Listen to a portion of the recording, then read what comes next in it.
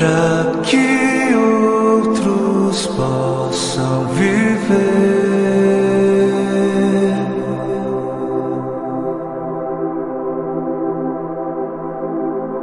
Para que outros possam sorrir, vale a pena chorar. Para que outros possam viver.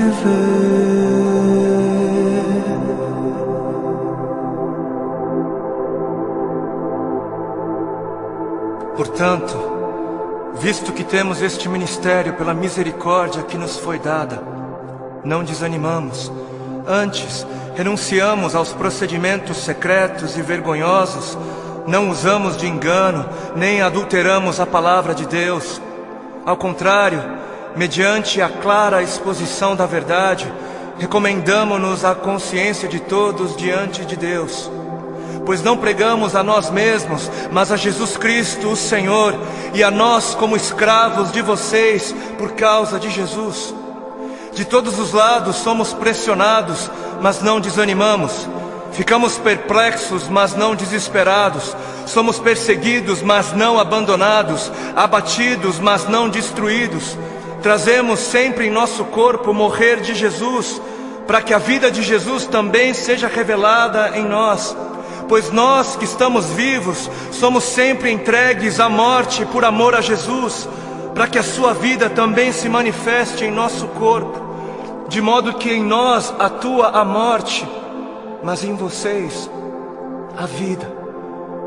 Por isso não desanimamos, embora exteriormente estejamos a desgastar-nos, interiormente estamos sendo renovados dia após dia, pois os nossos sofrimentos leves e momentâneos estão produzindo para nós uma glória eterna que pesa mais do que todos eles.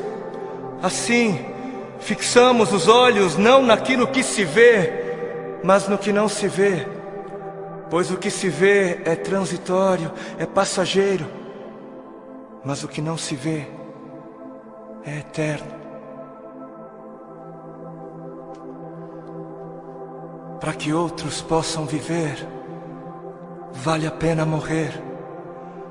E nas palavras de 2 Coríntios capítulo 4 que nós acabamos de ler, para que outros possam viver, não apenas vale a pena morrer, como deve-se morrer. Deve-se. Para que outros possam viver, deve-se. É necessário morrer. É necessário morrer para que haja vida. Trazendo sempre em nosso corpo o morrer de Jesus, para que a vida de Jesus também seja revelada em nosso corpo. Pois nós que estamos vivos, somos sempre entregues à morte por amor a Jesus, para que a sua vida também se manifeste em nós, de modo que em nós atua a morte, para que em vocês, para que em outros atue a vida. Assim como a semente que não morre não germina, assim como a semente que não morre é incapaz de gerar frutos, aquele que não morre é incapaz de gerar vida, é incapaz. Não fosse o sangue do Cordeiro, não fosse o sangue de todos os mártires que vieram antes de nós, não fossem aqueles que vivem como se não pertencessem a este mundo, não seríamos conhecedores das boas novas da vida, não seríamos. Mas se as coisas são assim, se isso é verdade, se isso reflete a realidade, se o Senhor teve toda a intenção de dizer exatamente o que Ele disse, por que é então que não morremos? Por que é então que o mundo está cansado de ver uma igreja que deveria carregar a mensagem da morte, mas não carrega? Não carrega. E não carrega porque ela mesma recusa-se a morrer. Se a ordem é essa, por que é então que não vemos mais vidas sendo geradas? Nações sendo alcançadas em meio à voluntária entrega da vida por parte daqueles que se dizem cristãos? Por quê? Por quê? Porque existe algo de muito errado em nosso meio. Existe algo de muito errado em meio àquilo que chamamos de Evangelho do Reino de Deus. Evangelho do Reino de Deus, não o Evangelho do Reino dos homens para os homens, não o Evangelho do Reino desta terra para esta terra, não o Evangelho do seu reino para você mesmo, para o seu próprio benefício, mas o Evangelho do Reino de Deus para o benefício de Deus. E existe algo de muito errado porque estamos confundindo o Evangelho do Reino de Deus, que é para Deus, com outros evangelhos. E o povo, por falta de líderes que preguem o que o povo precisa ouvir e não o que o povo quer ouvir, o povo está adorando outros bezerros de ouro. E o grande bezerro de ouro dos nossos dias é a bênção.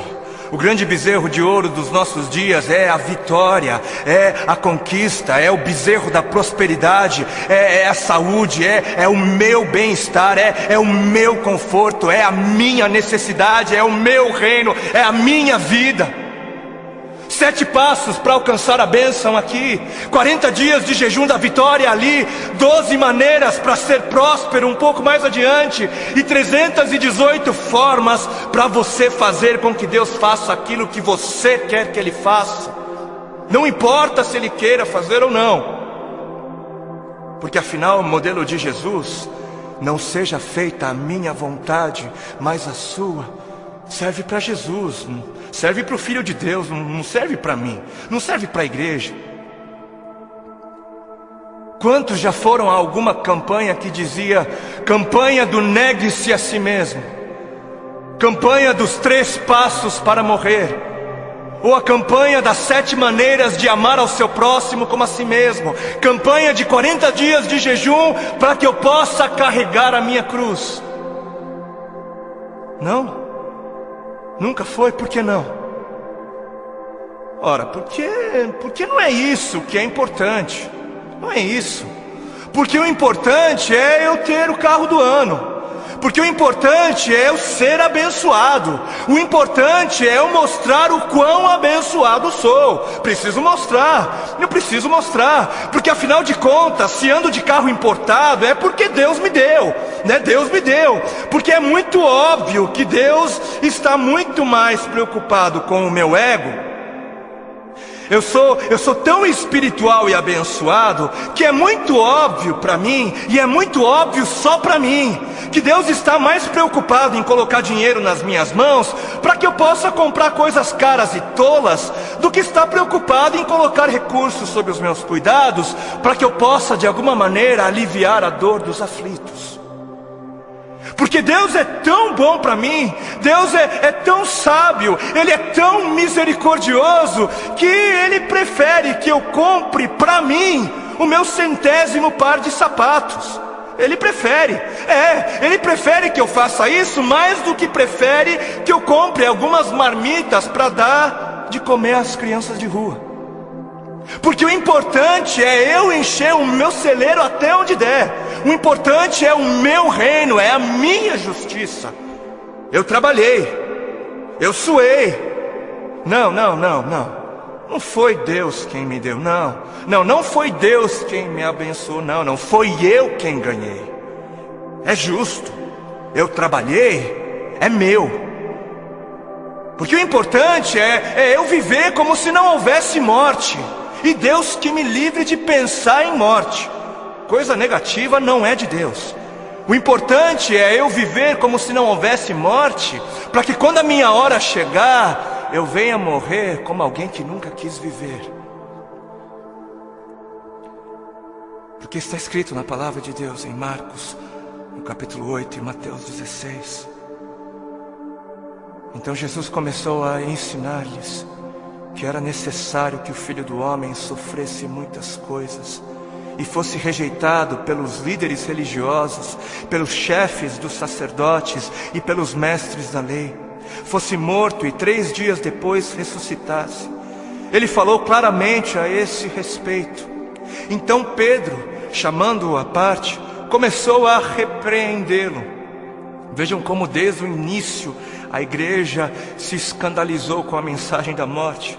Jesus, porém, voltou-se, olhou para os seus discípulos e repreendeu Pedro, dizendo: arreda, Satanás, você não pensa nas coisas de Deus, mas nas coisas dos homens. Você não está de olho no reino de Deus, mas está de olho no reino dos homens. Então ele chamou a multidão e os discípulos e disse: se alguém quer vir após mim, negue-se a si mesmo, tome a sua cruz e siga-me. Se quiser, se alguém quiser. Porquanto quem quiser salvar a sua vida, perdê-la-á. Mas quem perder a vida por minha causa, achá-la-á. Pois o que aproveitará o homem se ganhar o mundo inteiro e perder a sua alma? Ou o que dará o homem em troca da sua alma?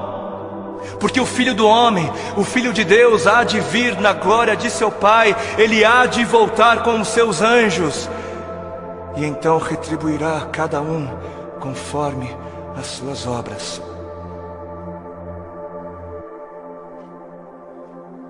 Quem fizer de tudo para garantir a sua vida neste mundo, não merecerá a vida no outro.